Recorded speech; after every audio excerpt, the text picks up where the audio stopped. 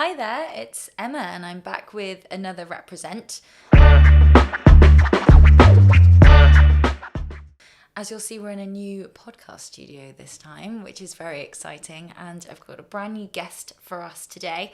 I'm joined by Alison Noon-Jones, who is the Vice President and HR Director at Leidos. So thanks for joining, Alison. It's great to be here. Yeah, thanks for inviting me. Welcome to our very pink-inspired studio. Yeah, it feels really nice, actually. Yeah. Good. So Leidos, can you explain to our community and anyone that's never heard of your brand what you do? It's interesting, isn't it? So I thought, let me put it into, you meet somebody on holiday and they say, well, who do you work for? And it's probably the biggest company you've never heard of. We are worldwide 48,000 employees altogether. In the UK, just under 2,000. And in the part of the business that I cover at the moment, just over 1,300 employees. So let me just guide you through some of the things that we do. So we're obviously working in the top technology field, and we're a systems integrator actually in technology. So if you go on holiday and you're going through border control, for instance, you put all of your possessions into a basket and then you push them through to get tested.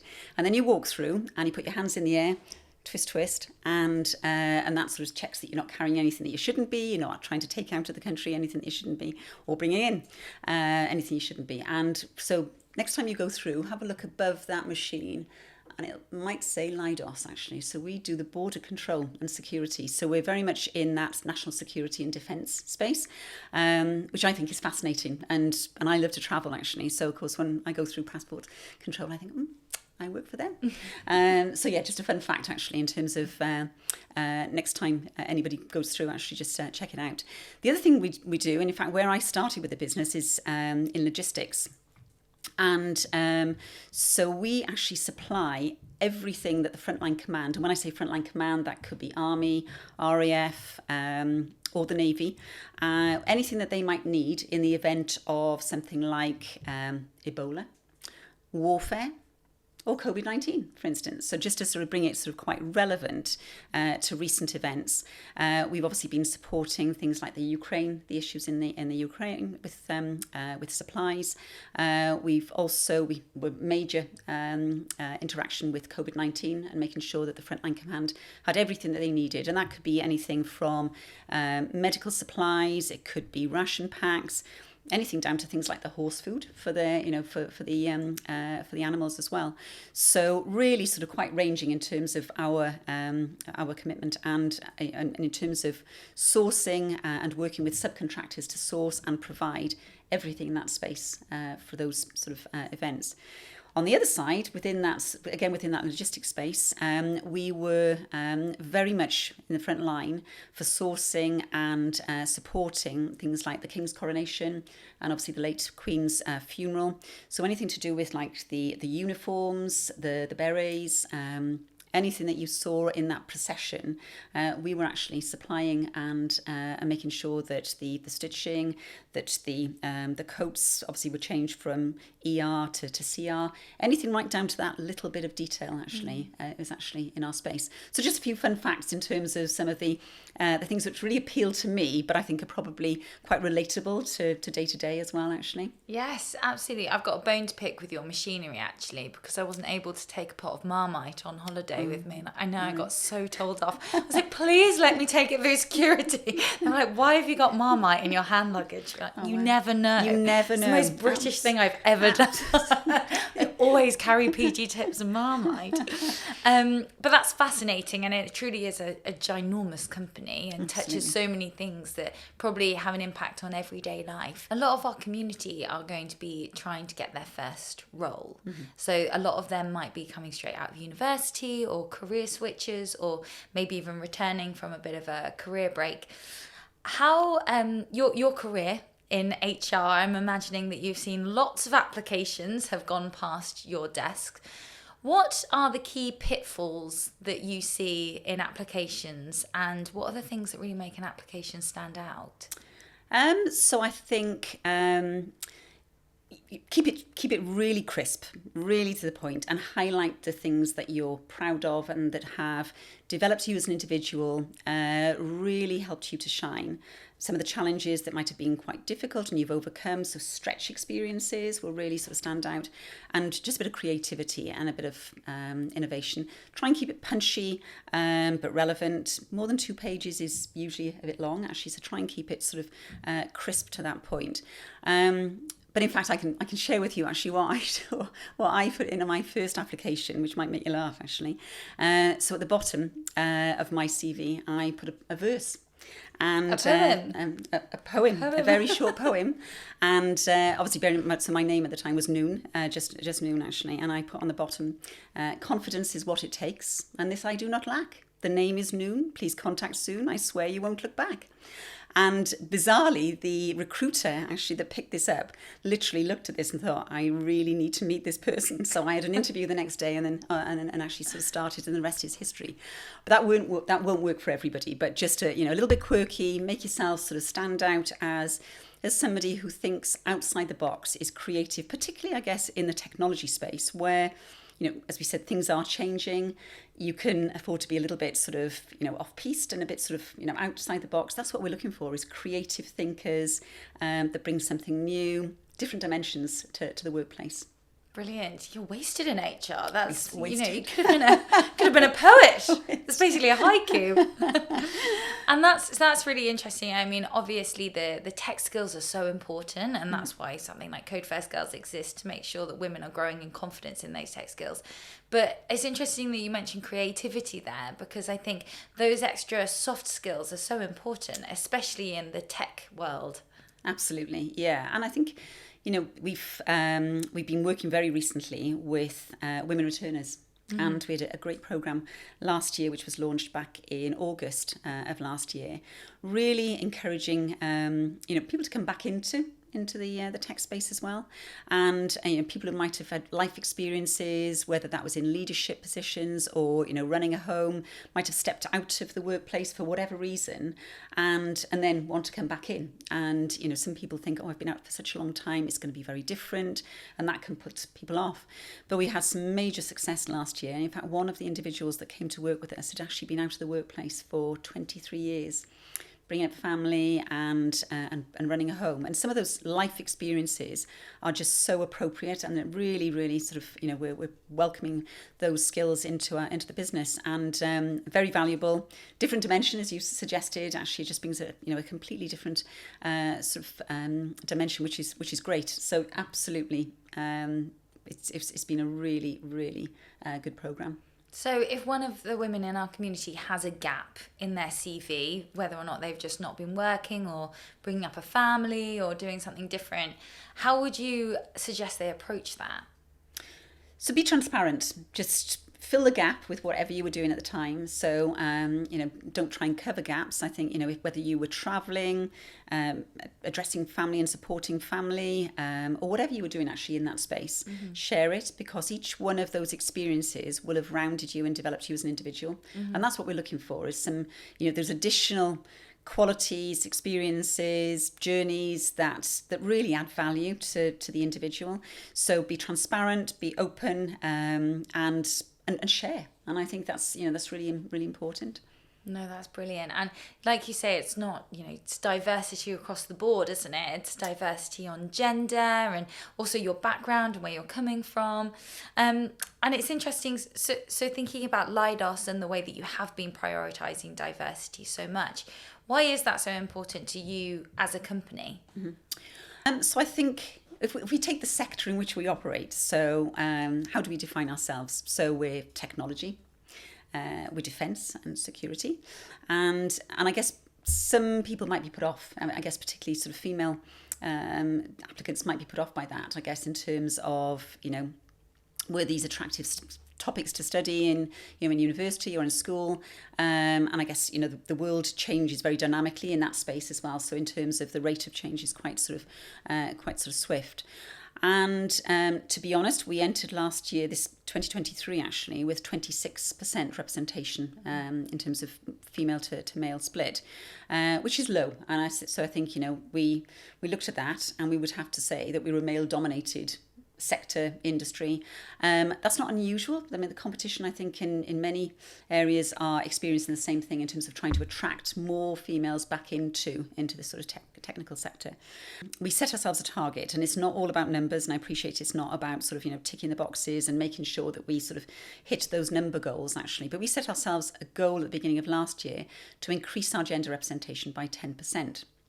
So we went from 26%, and we actually hit our goal at 29% by the end of last year, which was great. So we're now addressing the balance. This year, we've set ourselves a further goal of 10% to get to 32% representation.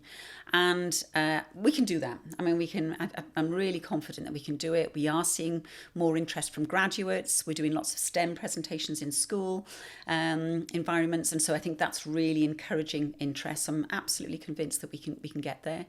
And I think, we can offer some great experiences. So I think in terms of our support from, our mid-career development, succession planning, all of those things are quite structured and really sort of focused on encouraging females into the work environment again. So it's a really good space to be in, I think. Great.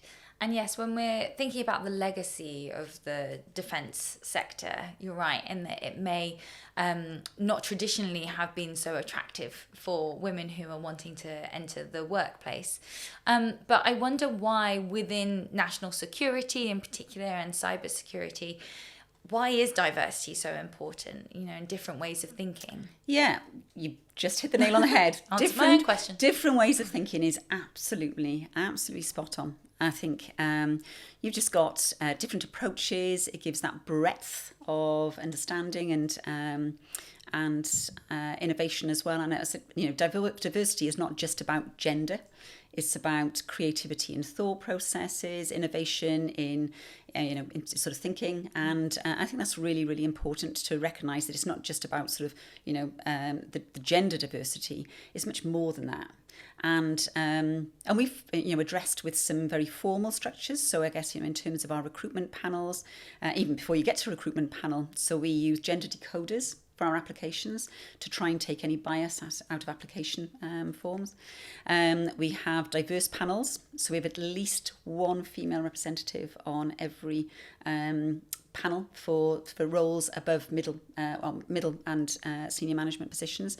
And what we've been trying to do is to really sort of progress that year on year to take that down to another level, actually, so that our diverse panels are really encouraging representation. So diverse candidate roster, diverse panel roster as well. And I think all of those actions are really, supporting our commitment to make that change. And I think it's, starting to pay off, I hope. So, yeah, and I think it's we're making good progress. That's fantastic to hear that you're making such good progress in that area. And you touched on, diversity going beyond gender. And we work with a lot of defence organisations who are also prioritising neurodiversity as well, bringing more neurodiverse individuals into their workplace. 19% of our community actually identify as neurodiverse, and a lot are drawn to the cybersecurity and national security clients of ours because of the pattern spotting, the hyper focus that neurodiversity can bring. Do you see any of that within your own workforce where neurodiversity is seen almost as a bit of a superpower or a competitive advantage? I love the concept of superpower. I think it's fabulous. Absolutely. I mean, I think, so the competence that, those individuals identify with, I think is very, I think it's very appropriate for where we're trying to sort of move. I think we've talked a little bit about, how progressive in all areas. So it's not just in the sort of the technical spaces on programs and some of the things that we deliver to our external customers. Even internally in my HR space, we're using chatbots. Our shared services are now much more automated, reliant on AI and some of those other sort of technical innovations. So I think, it doesn't matter where your career focus is within the business, and if you bring those sort of neurodiversity traits in, I think there's absolutely a place for everybody in regardless of whether it's in a functional, operational, or other part of the business. I think we really welcome those applications. Great. Leidos has just recently been named one of Forbes' best employers for diversity, which is amazing. And one thing that really stood out for me is that your average age is around 43. Is that correct for employees? Yeah, just a little bit less, about 40, 41 and a bit, I think, actually. Yeah. Fantastic. And that's interesting, especially in the guise of women.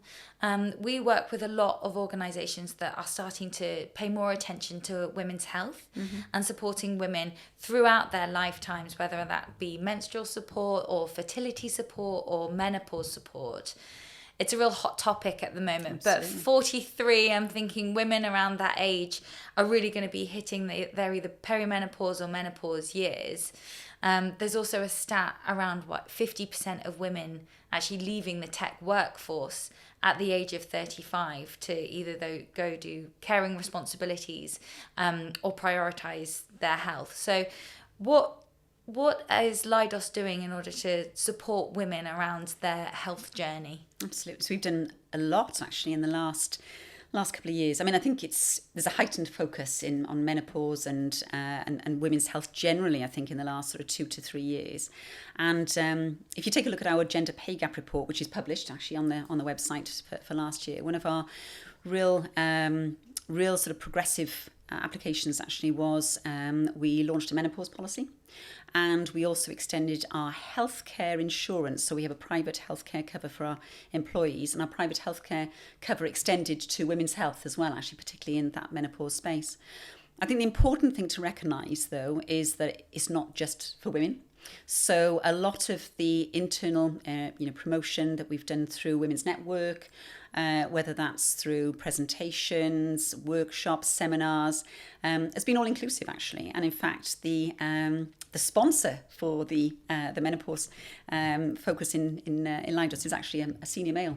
Excellent. Which is fantastic. and in fact, this last year we had a men only, a dedicated session actually for the guys, which was really well attended, and the feedback was really positive as well actually. So I think the important thing to recognise is that everybody's got, there'll be a wife or a mother or a sister or somebody in that space who will be in that sort of zone, and I think it's really appropriate for everybody to understand what some of the challenges are. And I think we're proud to say that we're addressing it very positively and proactively, and really supporting people who might be either challenged in that space or about to step into that space as well, really. So yeah, I absolutely love that. And I think that women's health has been a bit of a blind spot for a lot of employers for a very long time. And actually women's health education not just being for women is so important. Quite often women know this stuff actually. Absolutely. It's their line managers and their colleagues that need to be educated in the challenges that women may face as they go through their health journey. I'm thinking about fertility support as well. It's so often tailor focused on women, but that is not just a female experience. Absolutely, is it? That's an experience for parents going through it together. Absolutely agree. Do you have any advice for a woman or man who women's health is impacting their journey at work, and their employer isn't like Leidos and prioritising it? What can I do as either a perimenopausal or menopausal woman at work who is not getting supported in the way that she feels she needs? I guess from a functional perspective, I would guide that individual to HR. I think that's where the source of support, particularly in our organisation, where the policies actually are defined, where the relationships with things like employee assistance programs or other sort of avenues and networks are usually sourced. So I would probably start there, and there's so much support. I think in terms of networks, professional bodies now that can that we refer to through occupational health. I think we're very fortunate that we've got a really robust programme with lots of different sort of support avenues linked to it actually. But I would start with your HR team. Fantastic. I just want to summarise, because there have been so many good little nuggets that we've got from you in this chat. So when we're thinking about standing out on CVs, we're talking about tech skills, but also highlighting creativity, soft skills, anything that might help you stand out, but keep it short and snappy. Absolutely. And then if we have career breaks, then be honest and transparent, and don't be ashamed. Like, ultimately, there will be things that you will have learnt during that timeline. If you are needing extra support, then also be transparent about that, or seek out the help that you need. One thing that you're also quite vocal around is around continual development and learning. We run a fantastic program called the Mid-Level Career Accelerator for women who are wanting to continue their learning. What is your take on kind of continuous learning, especially from a tech career perspective? Yeah. So I guess, from my perspective is, you're never too old to learn, actually, and I think it's important to keep active and keep mental agility, and that can be sort of on the job in terms of venturing into new aspects and learning new things within the business, but also in terms of the educational relationship. I actually started a master's last year. In mental health, actually, which is, I'm absolutely fascinated by the psychology of mental health, and I'm doing a master's in that, which I find really, really interesting. I mean, it's obviously sort of linked to my core profession in some way or other, but an extension of that. But I think, just in terms of, it's online, it's very different to my first degree that I did like 40 years ago, so a very different learning pattern. But I think it's really important just to keep that sort of stimulus for learning and stretching yourself into new areas. And I think, in the technical space, exactly the same, actually. I think in terms of, learning new code, learning new programs, getting involved in different aspects and different challenges of the business. Being curious, I think, is really, really important. And I think with that brings personal growth and satisfaction as well. It might be hard work and it's challenging along the way, actually, and particularly sort of, I know from a personal perspective, writing academic essays and submissions is a very different pursuit, actually, to what I'm used to. But I think it's good, actually. It keeps you really active and really agile, I think, as well. Yeah. Did you feel intimidated going back into an academic space? Not necessarily intimidated, a little bit wary, because it's just so different. Actually, it's online. You're not meeting in a classroom environment, which is very different. Everything is done, in terms of technical submissions. Nothing's written. It tells you how long ago it is since I was in university. I just told you, actually, but I think so. Not necessarily intimidated, a little bit nervous, maybe, actually, to start with, and but I'm feeling more comfortable now as time's gone on, and I've got over that sort of initial hurdle. Yeah. Fantastic. Yeah, you're absolutely never too old to learn new skills, and also that curiosity never really goes away. Absolutely. Either, which is great to hear. Yeah. So one final question. You were talking about your career journey and touched on it a little bit then, back to your first degree. But if you had one word of wisdom for your younger self, perhaps when you just finished that degree and were launching into the world of work, what would it be? I would say just believe in yourself. Absolutely. It's about, as I said, it's about having that self-confidence, that can-do attitude, and self-belief, and real sort of strength of character to think, I'm just going to, throw myself into this and just learn and grow, take the opportunities as they're presented. I look back on my career, there's nothing from the experiences that I've had that I regret. I've worked in lots of different sectors. I've obviously worked with lots of different people. And I guess my final piece of advice is get yourself a mentor as well, actually, is really get somebody who can support and guide you, and, act as an independent sort of ideas person, really, that can really sort of, support you, bring experience, bring their reference. So get a good mentor as well, I would say. How would you start? If I knew I wanted to get a mentor, I've heard advice before, which is don't just go out and ask someone to be a mentor, but ask them to mentor you in something specific that you want to grow in. Yeah, absolutely. But I mean, where would you look within your workforce, within a different workforce? So internally, we run a very robust mentoring program, actually. And in fact, all the senior leaders in our business have mentees. Great. So, and in fact, it's one of the most joyous parts of my role, actually, is mentoring. I absolutely love it. But yeah, I mean, look internally, there are lots of, I mean, I think in terms of experience around the business, there are a lot of people with lots of experience who are very, very willing and prepared to support and help people who might be either just starting out or just returning back to the workforce and really want them to flourish. And I think it's just so valuable, is to get a good mentor, but never be afraid to ask. If somebody puts their hand up and say, I'm looking for somebody to mentor, we'll always find, an appropriate connection for them to be supported. Yeah. And the value goes both ways, right? Absolutely. I'm sure that the mentors, you were just saying, it's one of your favourite parts of your job. Absolutely, one of my favourite parts of my role. Yes. Absolutely. Yeah. Oh, that's brilliant. We love to hear about it. Well, thank you so much for your time today. No problem. Yeah, nice to talk to you. You too.